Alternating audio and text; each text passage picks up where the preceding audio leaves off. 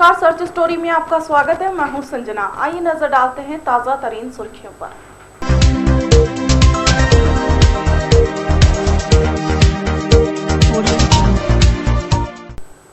काशीपुर में आज आईटीआई थाना पुलिस टीम ने आवास विकास स्थित एक घर में लूट की योजना बनाते हुए 3 शातिर बदमाशों को रंगे हाथ पकड़ने में सफलता प्राप्त की है। काशीपुर में आज आईटीआई थाना पुलिस और एसओजी टीम के आवास विकास स्थित एक घर में लूट की योजना बनाते हुए 3 शातिर बदमाशों को रंगे हाथ पकड़ने में सफलता प्राप्त की है। पुलिस ने रेलवे के खाली पड़े कमरे में मुखबिर की सूचना पर छापा मारकर 3 शातिर चोरों को गिरफ्तार किया है। पुलिसिया पूछताछ में राजकुमार के मुताबिक उसने 4 माह पूर्व रवीश अरोड़ा के घर पर टंकी फिटिंग का काम किया था और उसके घर की रेकी कर लूट की योजना बनाई थी। संजीव पर 9 मुकदमे और शंकर लाल पर 6 मुकदमे पहले से ही दर्ज हैं। पुलिस ने संजय शर्मा के पास से एक 12 बोर का तमंचा और 2 जिंदा कारतूस तथा शंकर लाल के पास से 315 बोर का तमंचा और 2 जिंदा कारतूस और राजकुमार के पास से एक चाकू और एक कांपा बरामद किया है। 2 जुलाई को जो है एक 3 व्यक्ति थे, संजीव, राजकुमार और जो है ये शंकर, ये 3 व्यक्ति जो है आवास विकास में एक बड़ी घटना को अंजाम देने के इसमें जा रहे थे। तो हमारा एसओजी का सिपाही है नीरज पाल, इसको सूचना मिली मुखबिर से, तो इसने जो है तत्काल इन तीनों को घेर लिया गया और इनके पास से जो है बड़ी मात्रा में जो है 315 बोर का तमंचा और जो है कारतूस और अन्य तमंचे और जो है कापा, चाकू बाकी बरामद किया गया और इनके द्वारा जो है ये बयान दिया गया और इनके द्वारा जो है ये कहा गया है कि इनके द्वारा जो है कोई बड़ी घटना को इंजाम देने के लिए ये जा रहे थे। और ये जो तीनों व्यक्ति जो है पूर्व में भी जो है इनका करीब 13 घटनाओं में, जिनमें 2 गैंगस्टर एक्ट भी लगी हुई है, तो ऐसे ये शातिर गैंग जो है इसमें पुलिस द्वारा जो है दबोचा गया और उसमें जो है पुलिस द्वारा जो एक सक्रियता का परिचय देते हुए एक बड़ी घटना रोकने से जो है इसमें पुलिस के द्वारा सफलता पाई गई।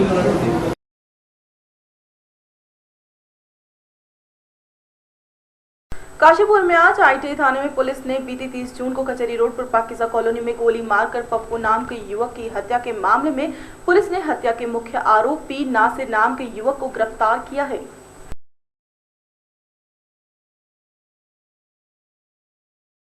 काशीपुर में आईटीआई थाना अंतर्गत बीते 3 जून को पप्पू नामक युवक की गोली मारकर हत्या कर दी गई थी।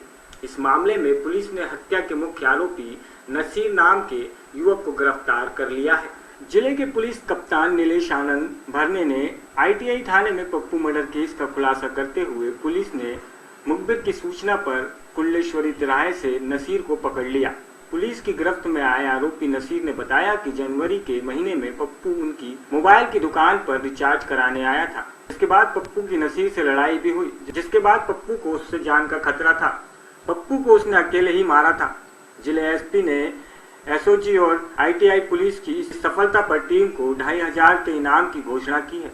गौरतलब है कि काशीपुर में कचहरी रोड पर युवक अज्ञात बदमाशों द्वारा गोली मारकर हत्या कर दी गई थी।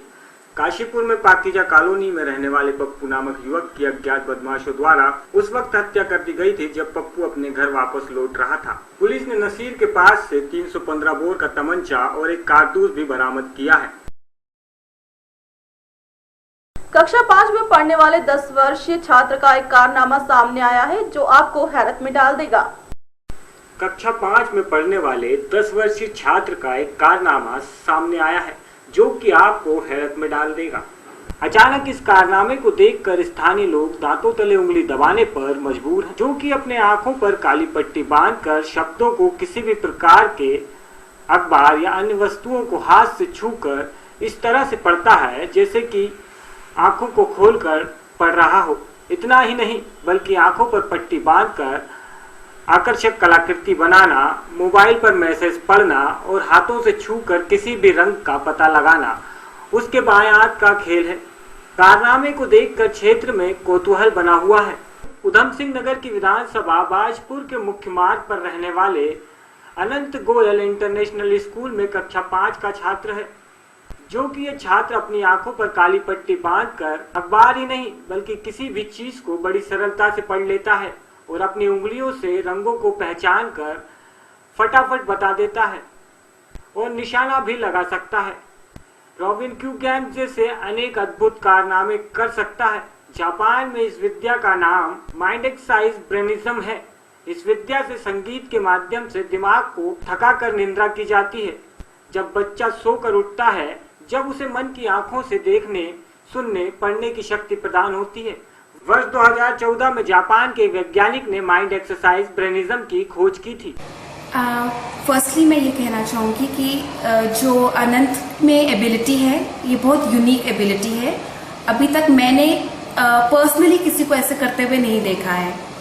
और कल जब मुझे उसके पेरेंट्स ने बताया था तो हमें खुद को विश्वास नहीं हो रहा था। बट सुबह जब पूरे स्कूल के सामने अनंत ने हमने उसको पेपर दिया था, newspaper, and he was able to read everything correctly. And वो पेपर उसके पास पहले नहीं था, वो हमने ही दिया था। देन हमने उसको मोबाइल में भी कुछ दिया था, text, and it was very surprising that he was able to read everything very well, and I am very happy to have a student like that in our school, and I really wish him to come with flying colors और ये ability वो अपने लिए positively use करे। और उसके लिए in every way I would really wish to excel, that he should excel in this particular ability of his। And definitely ये क्रेडिट पेरेंट्स को जाता है जो स्पेशली इतनी यंग एज पे उसको इतना मोटिवेट कर पाए और बच्चे को, बिकॉज जो उसमें वर्ड्स थे जो टेक्स्ट में वो काफ़ी डिफिकल्ट वर्ड्स थे जो नॉर्मली जो बच्चा पढ़ भी लेता है उसके लिए भी पढ़ना मुश्किल होगा। So definitely the credit goes to the parents for taking special care of this child, and I really want him to come out with flying colours. Jaspur में 3 दिन से लापता युवक की लाश मिलने से सनसनी फैल गई है। वहीं युवक के परिजनों में कोहराम मचा हुआ है। पुलिस ने शव का पंचनामा कर पोस्टमार्टम के लिए भेज दिया है। जसपुर में 3 दिन से लापता युवक की लाश मिलने से सनसनी फैल गई। वहीं युवक के परिजनों में कोहराम मचा हुआ है। पुलिस ने शव का पंचनामा कर पोस्टमार्टम के लिए भेज दिया है।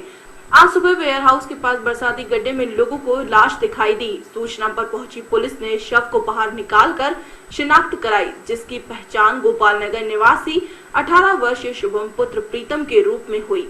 मृतक युवक पिछले 3 दिनों से लापता था।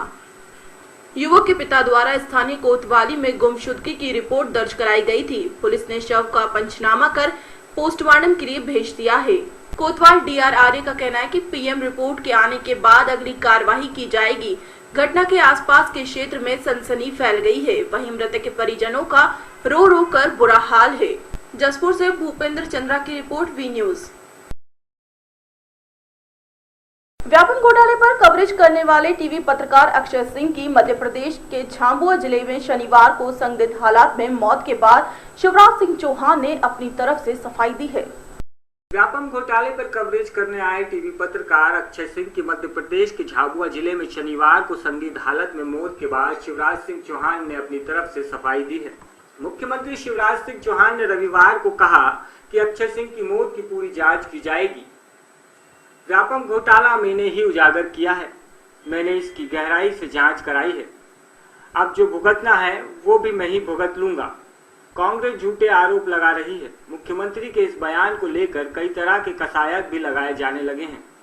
टीवी पत्रकार की मौत की वजह पर शिवराज सिंह चौहान ने कहा कि पत्रकार के निधन से मन काफी व्यथित है।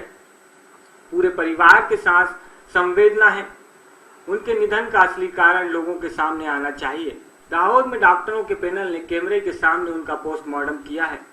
जल्द ही रिपोर्ट आ जाएगी। शिवराज सिंह चौहान ने बताया कि पत्रकार की मौत की जांच के लिए मैंने SIT को पत्र लिखा है ताकि सभी तथ्यों की निष्पक्ष रूप से जांच हो सके। उन्होंने कहा कि किसी भी घोटाले में पहली बार इतनी गहराई से जांच कराई गई है। शिवराज सिंह चौहान ने कहा कि व्यापम घोटाले की पूरी जांच हाईकोर्ट की निगरानी में हो रही है। SIT और STF पर सरकार का कोई अधिकार नहीं है। CBI जांच से भी हमें कोई आपत्ति नहीं है, लेकिन यह फैसला हाई कोर्ट या सुप्रीम कोर्ट करेगी। Bureau report, search story. देखिए, SIT बनाने का फैसला माननीय हाई कोर्ट का है। उसमें कम लोग हो और ज्यादा लोग हो, ये फैसला भी अगर कोई करना होगा तो वो हाई कोर्ट ही करेगा। मैं ये कहना चाहता हूँ कि इस देश का और हमारा भी न्याय व्यवस्था में पूरा विश्वास है। राज्य शासन से और किसी भी एजेंसी से ज्यादा विश्वसनीय अगर कोई है आज भी जिस पर जनता विश्वास करती है और हमारा विश्वास है तो हमारी न्याय व्यवस्था है, हमारे हाई कोर्ट है, हमारे सुप्रीम कोर्ट है। सुरक्षा मैं फिर कह रहा हूँ कि हाई कोर्ट सारी चीजों को देख रहा है, उनका जो भी निर्देश होगा उसका पालन करेंगे। जहां तक सुरक्षा देने का सवाल है, जितनी आवश्यक सुरक्षा सारी दी जाएगी। राज्य सरकार कहीं से नहीं जुड़ी है। जब से माननीय हाई कोर्ट ने अपनी मॉनिटरिंग में जांच की है, एसटीएफ उन्हीं को रिपोर्ट करती है, राज्य सरकार को रिपोर्ट नहीं करती। एसटीएफ की कार्रवाई में राज्य सरकार कोई दखल नहीं दे सकती और इसलिए ये इस जांच से राज्य सरकार कहीं जुड़ी नहीं। पूर्व विधायक पारस सकलेचा ने व्यापम घोटाले को लेकर एक पुस्तक लिखी है जिसे व्यापम गेट नाम दिया है। उन्होंने कहा कि इस पुस्तक की 1 लाख किताबों को मुफ्त में जनता में बांटेंगे जिससे घोटाले के तथ्यों के बारे में आमजन जान सके। पूर्व विधायक पारस सकलेचा ने व्यापम घोटाले को लेकर पुस्तक लिखी है जिसे व्यापम गेट नाम दिया है। उन्होंने कहा कि वे इस पुस्तक की 1 लाख किताबों को मुफ्त में जनता में बांटेंगे जिससे घोटाले के तथ्यों के बारे में आमजन जान सके। पारस सकलेचा की पुस्तक का विमोचन अदालत में इसको लेकर लड़ाई लड़ने वाले आनंद राय और आरटीआई एक्टिविस्ट अजय दुबे ने किया। राय ने मुख्यमंत्री शिवराज सिंह चौहान के इस बयान को लेकर गलत बताया कि उन्होंने ही व्यापम घोटाले की जांच शुरू कराई थी।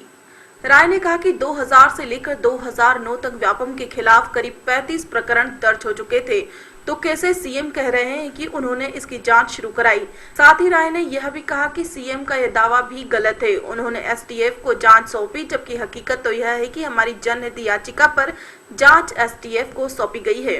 के अधिकारी हैं या दलाल हैं या किसी बड़े व्यक्ति के रिश्तेदार हैं, लेकिन व्यापम का अध्यक्ष जो मुख्य सचिव स्तर के बराबर का अधिकारी होता है, एक भी अध्यक्ष अभी तक जेल नहीं गया। व्यापम के प्रबंधन की कोई जवाबदेही तय नहीं हुई है। पूरी दुनिया में एसटीएफ जांच कर रही है लेकिन किसी अध्यक्ष से पूछताछ नहीं कर रही है। कैसे बिना पूछताछ के क्लीन चिट दे दी गई। व्यापम का एक अध्यक्ष एमके राय राज्य वित्त आयोग का सदस्य बनाया गया। शिवराज सिंह ने मध्य प्रदेश में सत्ता संभाली 2013 दिसंबर में, उसने 4 राजनीतिक नियुक्तियां करी। हिम्मत कोठारी दी वित्त आयोग के अध्यक्ष बने, एक कोई सज्जन और है ढाल सिंह, वो किसी आयोग के अध्यक्ष बने। एमके राय व्यापम के पत्र लीक हुए थे, पटवारी परीक्षा और आयुक्त भू अभिलेख, उसके पुलिस रिपोर्ट भी गायब है। ग्वालियर में सुधीर सिंह भदौरिया के कार्यकाल में क्वेश्चन पेपर लीक हुए, वो रिपोर्ट गायब। उस वक्त के अध्यक्ष एमके राय को सरकार ने लाल बत्ती दी है। आखिर क्यों? हम लोग की मांग है कि व्यापम के बड़े अधिकारियों की जवाबदेही तय हो। एसटीएफ 3 और घोटालों की जांच कर रहा है जिस पर कभी कोई कार्रवाई की जानकारी नहीं मिलती है। संस्कृत बोर्ड घोटाला जिसमें अजय मेहता की जिम्मेदारी थी, उनकी प्रेस से फर्जी मार्कशीट छपती थी। संस्कृत बोर्ड घोटाला, टाइपिंग बोर्ड घोटाला, ओपन बोर्ड घोटाला, इन घोटालों के बारे में सरकार क्यों नहीं कोई जानकारी जनता के सामने लाती है। हमारी मांग है कि इनको भी जांच के दायरे में सीबीआई को दे। लेकिन मैं दादा को यह अनुरोध करना चाहूँगा, सीबीआई चूंकि प्रधानमंत्री के सीधे कंट्रोल में है और प्रधानमंत्री कार्यालय को पेन ड्राइव एक्सेल शीट सब मिला, कुछ कार्रवाई नहीं हुई। हमारा कहना है सुप्रीम कोर्ट के डायरेक्ट ऑब्जर्वेशन में यदि सीबीआई जांच करेगी तो जाके परिणाम। रसोई कुछ उपभोक्ताओं से अब 2 तरह के एडिड टैक्स वसूले जा रहे हैं। जिन उपभोक्ताओं के एलपीजी नंबर 30 जून तक बैंक खातों से लिंक नहीं है, उनसे 14% वैट लिया जा रहा है। जिसके नंबर लिंक है उन्हें 5% वैट देना पड़ रहा है। रसोई के उपभोक्ताओं से अब 2 तरह का वैल्यू एडिड टैक्स वसूला जा रहा है। जिन उपभोक्ताओं के एलपीजी नंबर 30 जून तक बैंक खातों से लिंक नहीं हुए हैं, उनसे 14% वैट लिया जा रहा है। जिनके नंबर लिंक हैं उन्हें सिर्फ 5% वैट देना पड़ रहा है। तेल कंपनियों के प्लांट से वितरकों को जारी किए जा रहे बिलों यानी इनवॉइस और वितरकों द्वारा दिए जा रहे केस मेमो में ऐसे उपभोक्ताओं की 2 कैटेगरी दर्शाई गई है। हालांकि उपभोक्ताओं को अधिक टैक्स के भार से बचने के लिए कंपनी ने सिलेंडर की बेस प्राइस से समझौता किया है। नतीजा 2 तरह का वेट लगाने से अतिरिक्त टैक्स की 10 लाख रुपए से ज्यादा रकम हर माह सरकार की जेब में जा रही है। जिले में 10% से ज्यादा उपभोक्ताओं के नंबर 30 जून तक लिंक नहीं हो सके हैं। जब तक ये नंबर लिंक नहीं करा लेंगे उन्हें सब्सिडी भी नहीं मिलेगी तब तक इनसे 9% ज्यादा टैक्स लिया जाएगा। जिनके नंबर लिंक हैं उन्हें D2 व जिसमें नंबर लिंक नहीं है उन्हें D7 कैटेगरी में शामिल किया गया है। भोपाल में करीब 48,000 उपभोक्ताओं के नंबर लिंक नहीं है। यदि ये सभी उपभोक्ता एक सिलेंडर भी लेते हैं तो 193 रुपए के मानक से इन्हें मिलने वाली सब्सिडी के कुल 92,64,000 रुपए होते हैं। इस राशि पर 9% के मानक से करीब 10,29,333 रुपए होते हैं। यह सारा पैसा सरकार के खजाने में जा रहा है। इससे उपभोक्ताओं को सिलेंडर के दाम को लेकर कोई नुकसान नहीं है। विधायक नहीं चाहते कि उनके वेतन भत्तों का खुलासा हो। बीजेपी के 4 विधायकों ने विधानसभा का विशेषाधिकार समिति को पत्र भेजकर यह आग्रह किया कि उनके वेतन भत्ते मिलना मूलभूत सुविधाओं का हिस्सा है। विधायक नहीं चाहते कि उनके वेतन भत्तों का खुलासा हो। बीजेपी के 4 विधायकों ने विधानसभा की विशेषाधिकार समिति को पत्र भेजकर यह आग्रह किया है कि उनके वेतन भत्ते मिलना मूलभूत सुविधाओं का हिस्सा है, इसलिए सूचना के अधिकार के तहत इनकी जानकारी न दी जाए। यह उनका विशेष अधिकार है। इस मुद्दे पर समिति में चर्चा नहीं हुई, लेकिन विधायकों के इस पत्र ने यह बहस जरूर शुरू कर दी है कि आखिर विधायकों को किस बात का भय है, वे ऐसा क्यों नहीं चाहते। समिति के समक्ष पत्र लिखने वाले विधायकों में बीजेपी के जसवंत सिंघाड़ा, जालम सिंह पटेल, संजय शाह एवं दिलीप सिंह परिहार शामिल है। विधानसभा अध्यक्ष सीताराम शर्मा इस मुद्दे पर बोले कि यह आरटीआई से दूर रखने का मैटर नहीं है, क्योंकि वेतन भत्ते के लिए एक्ट बनता है, फिर उस पर सदन में लंबी चर्चा होती है, इसके बाद ही कुछ तय होता है। यह सब कुछ सार्वजनिक होता है, इसलिए गोपनीयता का सवाल ही नहीं उठता। मध्य प्रदेश माध्यमिक शिक्षा मंडल द्वारा संचालित वर्ष 2015 की हायर सेकेंडरी पूरक परीक्षा में केवल एक विषय और हायर सेकेंडरी पूरक परीक्षा में 2 विषयों में फेल छात्रों को पूरक की पात्रता प्रदान की गई है। शिक्षा मंडल द्वारा संचालित वर्ष 2015 की हायर सेकेंडरी पूरक परीक्षा में केवल एक विषय और हाई स्कूल पूरक परीक्षा में 2 विषयों में फेल छात्रों को पूरक की पात्रता प्रदान की गई है।